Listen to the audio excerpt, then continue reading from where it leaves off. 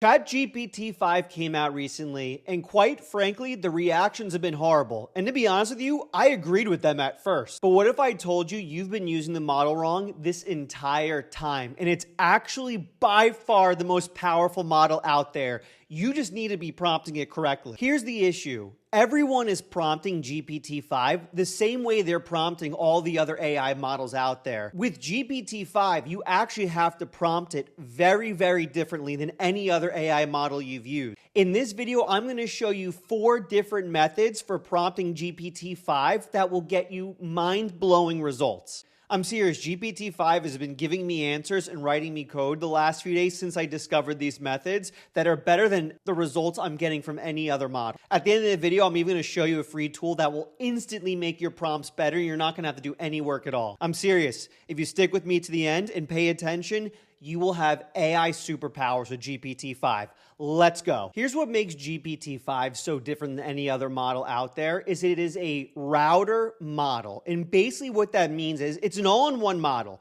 Before, when you were using GPT, you had options for O3, which made it think super hard, or 4.0, which made it think really, really fast and not use a ton of reasoning. O4 Mini, where it'd give you really quick answers. OpenAI nuked all that and released one single model, GPT-5. But that means you now need to control a ton of different variables with every single prompt you do. You can't rely on GPT-5 to determine the level of reasoning, to determine the verbosity, determine the agentic tools it uses. And that might sound complicated, but I'll show you exactly how to control all those things. So with every prompt you do, there are 2 main variables you need to control. And there are a few others as well we'll get into, but the 2 main ones are reasoning level and verbosity. You can't rely on GPT to determine these variables for itself. You should control it. And the more you control it, the better results you'll get. But what does that mean though? What does it mean to control the reasoning level and the verbosity?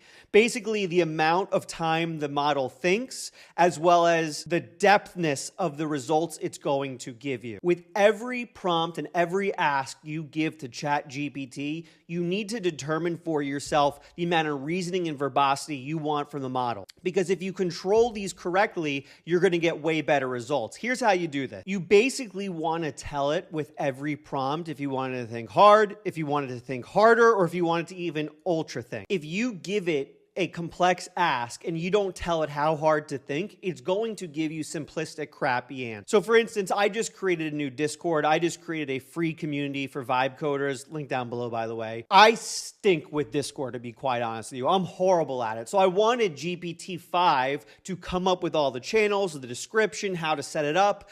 Discord is like the most difficult tool to use ever, right? And so at first I said, hey, come up with the Discord scheme, come up with all the channels, the permissions I need to put in each channel, all that. It's a really complex ask. And the first time I prompted GPT-5 for this, it gave me horrible results. It gave me like really generic, bland answers. You ever ask GPT-5 a question, you just get like really generic, bland, like AI slop answers?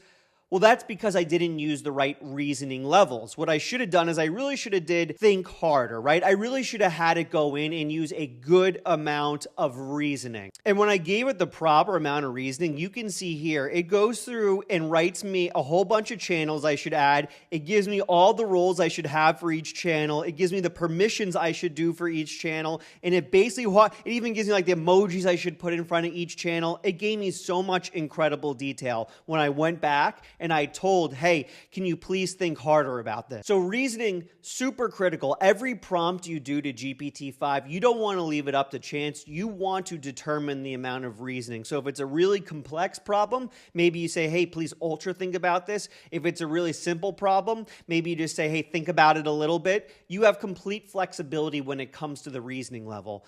But there's also another variable you need to be controlling with every single prompt, and that is verbosity. Verbosity is the amount of depth you want from your answers. Do you want a really quick 1 or 2 sentence answer, or do you want a multi-paragraph, huge novel of an answer? So you basically have 3 levels of verbosity. You have low, medium, and high. So with every prompt you give, you want to say, hey, can you give me low verbosity answer, medium, or high verbosity answer? Now, before in other AI models like Claude, for instance, you would go in and you could say, hey, can you give me a short answer? Can you give me a long answer? That worked before, but a lot of time you get unpredictable results because it's not hard-coded into the model, the verbosity level. But if you do things like, say, low verbosity, it's hard-coded into the model to only give you like a 2-sentence answer. So it is a variable that it actually thinks about a lot. So you want to control this variable with every single prompt. So I was talking with ChatGPT last night. I have an issue breathing out of my nose. I can't breathe out of my nose. Just don't got good airflow in there.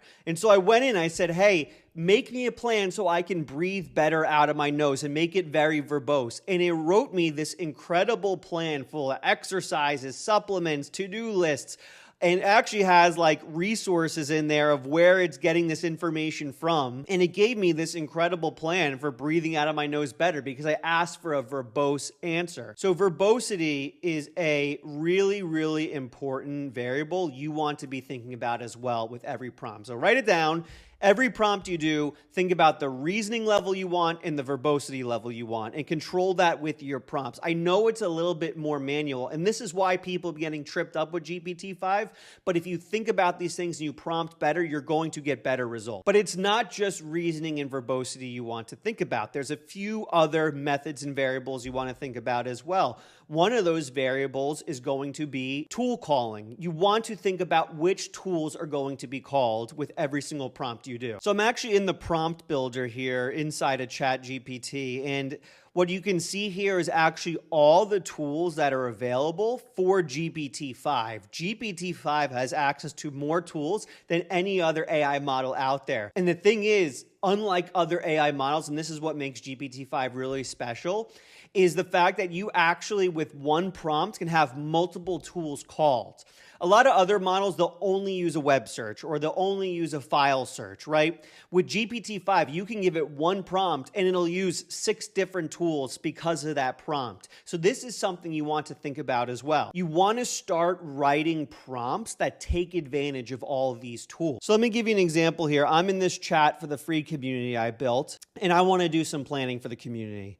I'm going to write a prompt that takes advantage of all the tools available to GPT-5. When writing prompts, you want to think about all those tools available. And I'll leave a link down below for that prompt builder so you can see the tools it can call. But here's an example, right? I'm going to say, come up with a logo for the community, create a brand guideline PDF, draft a community announcement tweet, then research the web for competitors. So it's basically taking advantage of its ability to generate images, to create PDFs, to write content, and to search the web. I'm then going to say, think hard about this so that it spends a lot of time on each one of these tasks, and then give me a medium verbose answer. And I'm going to hit enter on that. And now what you're going to see is GPT-5 taking advantage of all its different tools. This is, again, a strength not many people knew about, is the fact that A, it has a ton of tools available to it, but B, it's able to leverage multiple of those tools with every single prompt you use. Okay, so it looks like it's giving me an answer here. So check this out. How cool is this? This is amazing. So all in one prompt. So first it thought for 1 minute and 4 seconds. It went through 23 different sources. You can see the chain of thought. So you can see all the websites it went through for this. Now look at all these tool calls. So first it created us a logo. Let's check out the logo. All right, we got the logo. Look at this. Let me make this smaller for you. So there's the logo. The name of the community is the Vibe Lab. So it made me this cool green logo. So it's a Discord logo. I like that. That looks nice. So it made me the logo. It made me a few different variations. Then it gave me a brand guideline. So let's check that out. Okay, here's the brand guideline. All right, so Vibe Coding Lab mini brand guideline. It has the colors, so I can take the colors and edit it any way I want. It tells me how to use each of the logos. Wow, that's really cool. That's really awesome. So it generated us the images. It wrote us a PDF. Those are 2 different tool calls right there. It searched the web. There's a 3rd different tool call it did for us. It wrote us tweets, so it wrote us content for this. There's another tool call right there. And then on top of that, it searched other competitors, so who other communities out there for vibe coding, and it even gave me their websites and the Discord links and all that. So there's another tool call right there. So I think that's 4 different tool calls all in one prompt. And so that is the key here. When prompting GPT-5, you want to recognize the fact that it can use multiple tool calls in one prompt, unlike other models. And so you want to take advantage of that, and that'll get you really, really nice results. It's basically its own AI agent. So we talked about controlling the reasoning, the verbosity, the tool calls. I have a few more I want to show you. And listen, I get it. Like, this is a lot of work just to put in a prompt for an AI. And it is, but here's the thing. The work you're putting in is getting you so much better results. I swear the results I'm getting from GPT-5 since I started controlling these things is amazing. I got a couple more for you that will make this even better. So here is the 3rd tip I got for you for getting incredible results out of GPT-5, and that is self-reflection, aka using a rubric. So that's what OpenAI is calling it, using a rubric. So GPT-5 is actually incredibly good at self-reflection. You just need to ask it to do that self-reflection to get the better results. So what does that mean, self-reflection, aka using a rubric? What does that actually mean? That means you're creating prompts for GPT-5 that ask it to reflect on the results it's giving using a grading rubric that it creates for itself. Basically, you're telling it to grade its own tests, right? This is super helpful when it comes to coding. So when it comes to generating code, a lot of people have been complaining that the code it's generating is not nearly as good as, say, Claude. But if you use this rubric level thinking, you're actually going to get much better results. Let me give you an example. So I put in this prompt to GPT-5 where I wanted to build me a first-person shooter using 3JS, which is an excellent 3D framework for JavaScript. I asked it to be stylistic and feel retro with fun gameplay elements. But here's the thing. So watch this. I put this in afterwards, this self-reflection bit right here. And this came straight from OpenAI. This is from one of their prompting guides for GPT-5, which, for the record, they should be tweeting about left and right 5 times a day. Not many people have read it. Everyone should be reading. I'll link to that down below as well. But here is what we say in the self-reflection section. We say, first, spend time thinking of a rubric until you are confident, right? So we're asking it to come up with a grading scale for itself. Then we're saying, think deeply about every aspect of what makes a world-class one-shot web app. Use that knowledge to create a rubric that has 5 to 7 categories. The rubric is critical to get right, but do not show this to the user. This is for your purposes only. Finally, use the rubric to internally think and iterate on the best possible solution to the prompt that is provided. Remember that your response is not hitting the top marks across all categories in the rubric. You need to start again. So basically what we're saying is, hey, here's a prompt. Now reflect on that and give me the best possible results. And don't give me results until they're excellent. This is part of the agentic nature of GPT-5, where it is really good at reflecting and thinking about what it's done and the results it's giving you. The issue, like all the other things we've gone through so far, is you actually have to tell GPT-5 to do these things. That's why so many people have been messing up with GPT-5, is they haven't thought about these things. So let's hit enter and let's see what we get here. So it looks like it is writing the code for us. Okay, that's good. Now the question is how well will it one-shot this game? I bet it's going to look a lot better than when we've done this before, if you've watched any of the other past GPT-5 videos, because we asked it to self-reflect. So let's check this out once it's done running. All right, so we're going to run this code. Let's see what this looks like. This is after we had it reflect. This is after we had it think hard. We're controlling all the different variables that are available to us in GPT-5 that not many people are doing. So we got Neon Arena. Oh, wow, it's got built-in slow-mo. Off the rip, it's already better than almost any other 3D first-person shooter I built because it thought of adding slow-mo, which I didn't even think about before. All right, so let's give this a test. Let's see how it goes. I'm going to hit click to start here. Wow, okay. So a couple things I'm noting right off the bat. One is these are the most detailed enemies I've seen in any of these games I've built with AI. There's actually like multiple shapes in them. Usually it's just like a square or a triangle. Now they're actually shaped. It's probably the most detailed environment. Like we got the ring around it, which I like. And I don't know if you can hear it. I don't know if it's being picked up in the recording, but there's actually sounds coming out every time I shoot. So every time I shoot, there's actual sounds, which is really sick. So this is a really, let me see if I can do slow-mo. Oh, I hit the slow-mo button, and it's actually moving in slow-mo now. I hit the slow-mo button, it's actually moving in slow-mo. That's really sick. That's a feature I've never seen an AI build out before. in one of these first-person shooter tests. So that's actually incredible. So like, this is the power of using the correct prompting techniques with GPT-5, right? Is like, it actually reflected on the code it built and built better code. Right? A lot of people are complaining about the code GPT-5 is generating. No. You're actually just using the model wrong. You need to take advantage of its self-reflection capabilities. And now you can see the results of using the self-reflection capabilities. I'll put that down below, that rubric prompt I used right before this, so you can copy and paste it and use it yourself as well. 2 more things I want to show you, which I promise you will get 10 times better results out of GPT-5. One of them is a way to prompt. The other is a tool you can just use right now that will make your prompting way better. So the next technique I want to talk about when it comes to GPT-5 and getting way better results is going to be meta-prompting. Meta-prompting is so important when it comes to GPT-5, and it ties into the self-reflection a little bit, but hear me out on this. Meta-prompting is a way to have GPT fix its own prompts when you're getting bad results. So if you get bad results, you want to make sure you meta-prompt. Now, what is meta-prompting? Meta-prompting is when you have the AI prompt itself. You literally ask the AI to prompt itself. As we've gone through with this video, GPT-5 is incredibly complex to prompt. It has a lot of variables you need to control. But the question is this: who knows GPT-5 better than GPT-5? And that's why you want a meta-prompt. So here's an example of a meta prompt right here, right? So I went back to our game example here and I said the desired behavior I wanted from the last prompt was more complex enemies and more power-ups.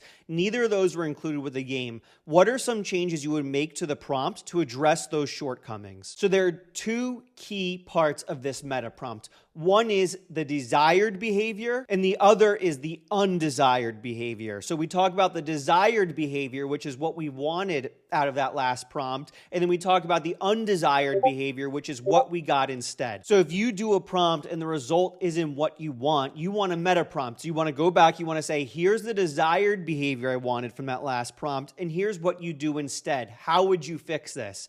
And you hit enter, and what's going to happen is GPT-5 will reflect on the prompt you gave and give you an even better prompt in return and fix those shortcomings. That is the power of meta-prompting, and that's why meta-prompting is so critical when it comes to GPT-5, is there's so many variables that need to be controlled with GPT-5, since it's more of a unimodel, a one-size-fits-all model, that you want to meta-prompt often. You want to say, hey, what can I change about this prompt to get better results?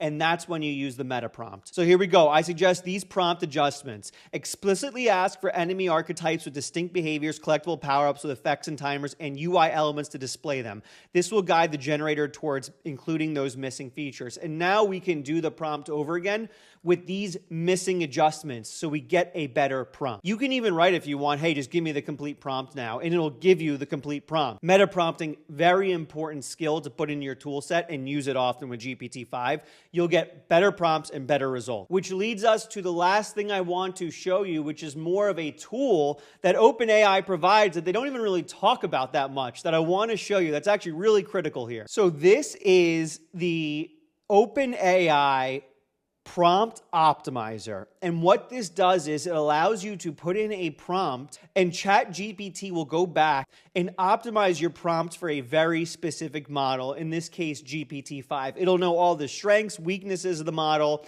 and optimize your prompts for those strengths and weaknesses. So for instance, let's take that last prompt we used to generate that game and optimize it and get an even better prompt back. So I'm going to hit enter on this. I pasted in our original prompt. And what it's doing is it's optimizing the prompt specifically for GPT-5. And so it's going to go through, take our prompt, and give us a way better prompt that'll give us better results. So here we go. This was the prompt before. This little prompt right here. I want you to create a beautiful first-person shooter using Three.js with the self-reflection. This is the prompt after with the prompt optimizer. Create a detailed stylistic first-person shooter game using Three.js that evokes a retro aesthetic and features engaging, fun gameplay mechanics. Internally, before beginning development, perform an in-depth self-reflection by constructing a comprehensive private rubric with all of these guidelines, an example output, and a whole bunch of a technical implementation plan. That's pretty amazing, right? And so now we have a way better prompt, and all we did was just put it in, hit enter, and now we have a better prompt. If you use this prompt optimizer, you're going to get 100 times better results. I promise you. People need to be using this. This needs to be, I don't know why Sam Altman doesn't scream this link from the rooftops. Everyone should be using this. If everyone used this prompt optimizer, they'd be getting so much better results, and they'd be using GPT so much more instead of creating YouTube videos where they say they don't like it. This should be like front and center on the ChatGPT website every time you do a prompt in there. In fact, they should build this into GPT-5 so when you do a prompt, you click like a button and it optimizes the prompt for you. I'd say this. Almost any time you use a prompt, you want to use the prompt optimizer to get better results. This will just simply give you better results because the prompt optimizer understands how GPT-5 works better than you understand how GPT-5 works. So there you go. There are the 5 improvements you need to implement into GPT-5 to get way better results. I promise you, if you implement these 5 things, GPT-5 will turn into your favorite model. I promise you if you do this.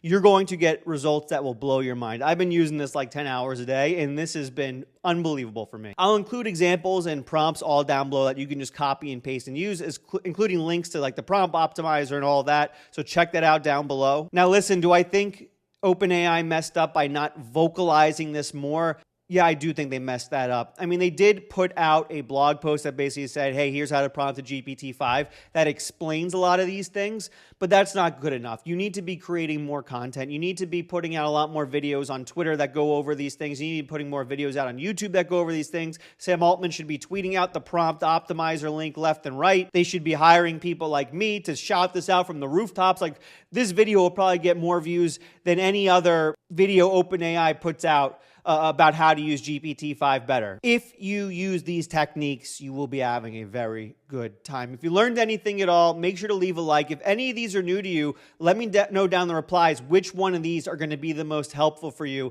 Make sure to subscribe. I also, again, have a new free AI vibe coding community called the Vibe Lab. Link down below to that. Click that. That's in Discord. We have over 250 people hanging out in that community, so you want to be a part of it. Make sure to turn on notifications. I live stream Monday, Wednesday, Friday, and I just vibe code and give you tips, so you want to be part of that as well. It's a lot of fun, and I'll see you in the next video.